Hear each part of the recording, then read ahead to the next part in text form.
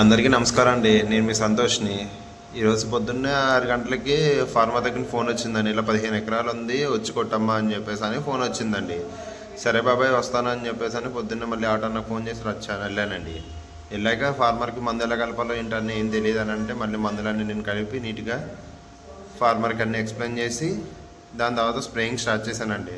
15 ఎకరాలు కంప్లీట్ అవగానే మళ్ళీ ఇంకొక 5 ఎకరాలు వచ్చిందండి. మొత్తం 20 ఎకరాలు కంప్లీట్ చేసుకుని దాని తర్వాత ఇది 20 ఎకరాలు కంప్లీట్ అయ్యేటప్పటికి మధ్యాహ్నం 1 గంట అయిపోయింది.